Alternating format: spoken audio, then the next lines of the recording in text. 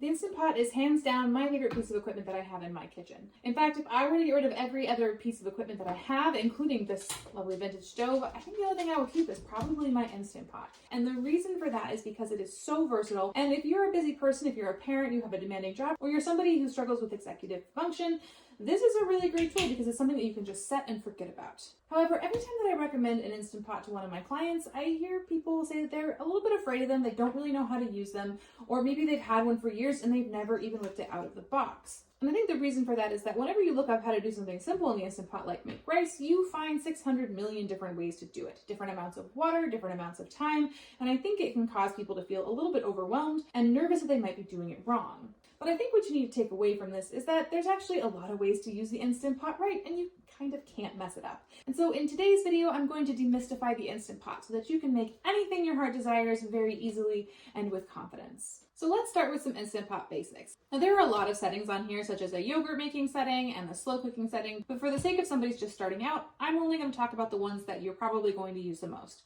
And that is going to be the pressure cook button and the cancel button. You might also use the saute function, and what happens when you press the saute button is that it basically turns the Instant Pot liner into a little saute pan. So if you wanted to saute things like onions and garlic before adding things in, if you're making a soup or something like that, you can do that all in one pot. So let me walk you through a basic Instant Pot setup. This is going to be the liner where you're going to put all of your lovely food into, and this is obviously the Instant Pot. I'm going to be making some rice as an example, and the first thing obviously you want to do is you want to add in your rice. The next thing you want to do is add in your water, and don't worry, we're going to be talking about how much water to add in a little bit.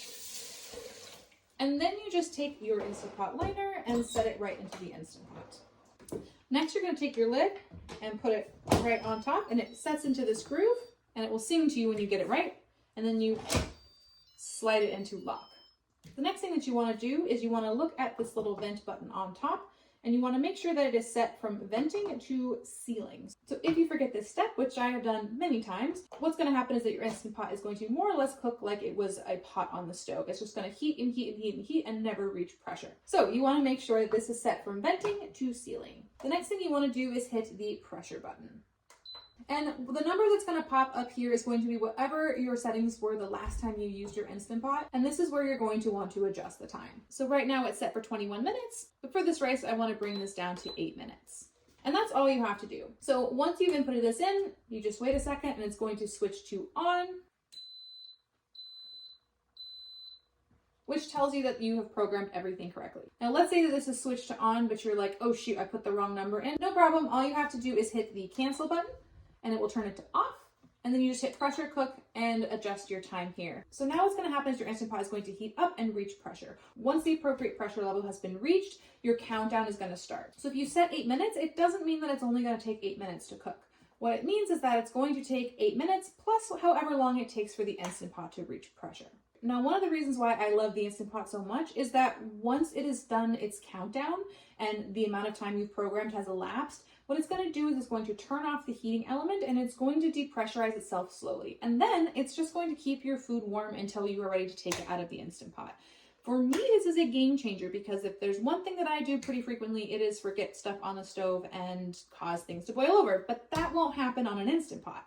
And so what's so nice about this is you can get something going in your Instant Pot and then go run some errands or go do yard work or do whatever you need to do. And when you come back, not only will it have not overcooked your food, but it will have it warm and waiting for you. Once the countdown is complete, you will get another countdown starting, and that is just going to tell you how long your food has been sitting in the keep warm setting in your Instant Pot. And you will know that you are in this setting and not in the countdown if you see an L on your screen. If it says L and in the time, you know that your cooking has been done and now your Instant Pot is just keeping your food warm. Once the countdown is complete, you have two options to release the pressure. The first one is to allow the Instant Pot to depressurize naturally, which takes several minutes. And the second option is to release the pressure manually. And you do this by toggling this vent from sealing to venting. Now, when you do this, a really big noise and a lot of steam comes out. The steam itself is actually not that hot, so don't be afraid of it. However, if your Instant Pot liner is very full and you have a lot of liquid in there, you can get some liquid spewing out of the top of this vent, and that can be pretty hot, so be careful. You know that your Instant Pot is sealed when the little pin on the top has popped up. Once that happens, you actually can't open this lid at all. When you are depressurizing it, you know that your Instant Pot is ready to open when this pin pops back down. When cooking anything in the Instant Pot, if you're using the basic pressure cooking functions, there's really only two pieces of information that you need to know. The first one is how much water to add, and the second one is how much time to set it for. Let's start with how much water to add. Now, there are just a couple of rules of thumb when it comes to adding water to your Instant Pot. Generally speaking, food comes into a few different categories, and you're going to probably use about the same ratio of water for each category.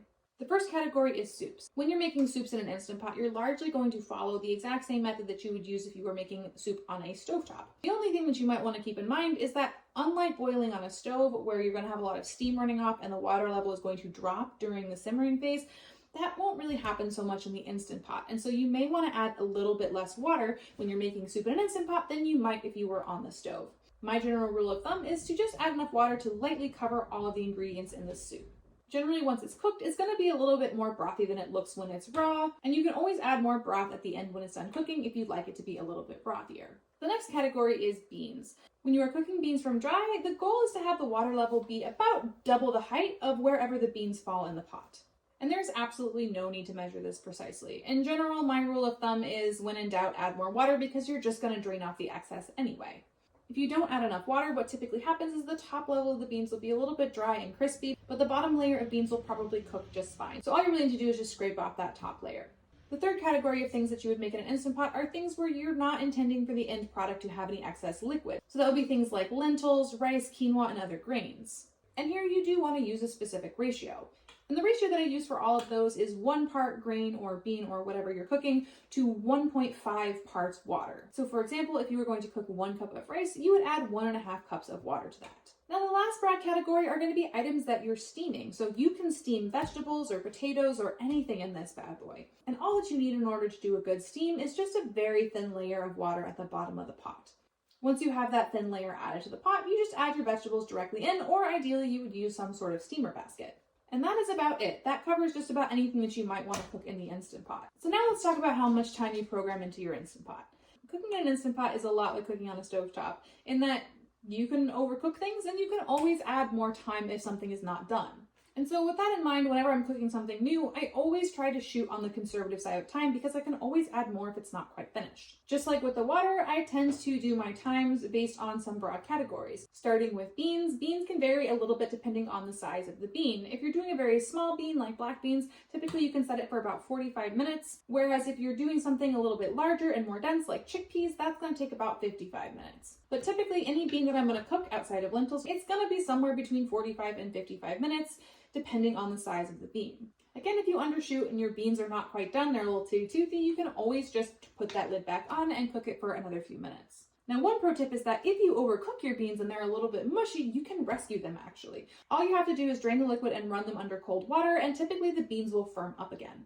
The second broad category is going to be grains. And just like with beans, the size of the grain matters. So if you are doing a very small grain, such as quinoa, typically that will only need to cook for about 8 minutes. Whereas if you were cooking something that's a little bit more fibrous and a little bit larger, such as brown rice, that's going to take probably closer to 15 minutes. And if you're not sure where your grain falls in terms of size and how much time to add, start on the low side of that estimate, and if it's underdone, you can always add a couple more minutes. The last broad category are going to be vegetables. For most vegetables, they're going to cook anywhere from 0 time to 4 minutes. 4 minutes are going to be more of your starchy vegetables, such as potatoes or winter squash, where 0 minutes are going to be your more tender vegetables, such as broccoli, cauliflower, or green beans. And a pro tip if you are going to be cooking vegetables in the Instant Pot, what it means by 0 minutes is that what the Instant Pot is going to do is just reach pressure and then immediately start to depressurize. However, when the Instant Pot depressurizes on its own, it takes a little bit of time during which your vegetables are going to continue to cook. And so if you are planning on cooking vegetables alone in your Instant Pot, I would keep an eye on it and make sure that you depressurize the Instant Pot as soon as that timer goes off.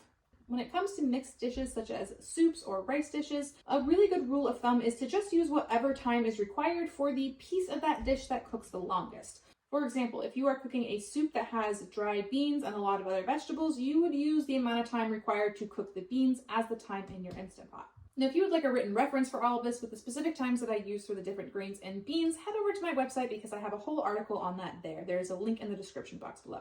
Now, here are a couple of pro tips to make your Instant Pot meal prep experience a little bit smoother.